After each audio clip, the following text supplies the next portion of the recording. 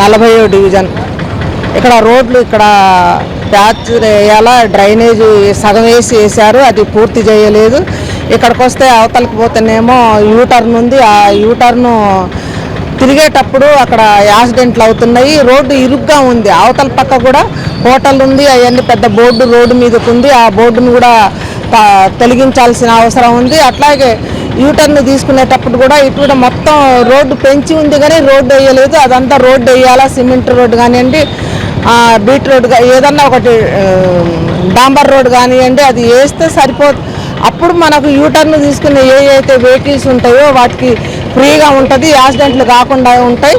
జనవరి 1 తారీఖు రోజు కూడా చాలా అక్కడ కొంచెం అందరు కూడా పండగ సంబరంలో ఉంటారు, తొందరలో వస్తూ ఉంటారు. ఆ విధంగా అట్లా చాలామందికి కూడా వెహికల్ ఒకటికొకటి గుద్దుకోవడం జరిగింది.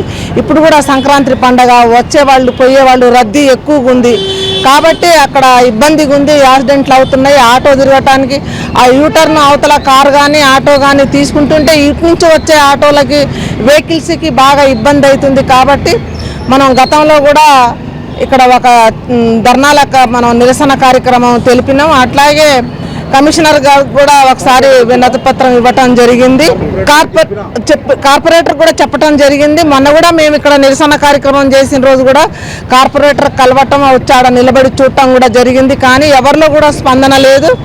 కాబట్టి మేము భవిష్యత్తులో ఈ రోడ్డు ఈ యూటర్ను పెంచి అది రోడ్డు వేయకుంటే ఆ డ్రైనేజ్ కూడా క్లియర్ చేయకుంటే భవిష్యత్తులో మేము పెద్ద ఎత్తున పోరాటాలు చేస్తామని తెలియజేస్తున్నాం. కార్పొరేటర్లు పనిచేయాలని కమిషనర్ గారు కూడా మనం డిమాండ్ ఏంటంటే ఎక్కడెక్కడ సమస్యలు ఉన్నాయో ఈ నగరంలో మేము 2-3 చోట్ల సమస్యల మీద వినతి పత్రాలు ఇచ్చినాం, దానికి ఇంతవరకు స్పందన లేదు. కమిషనర్ గారు కూడా స్పందించాలి.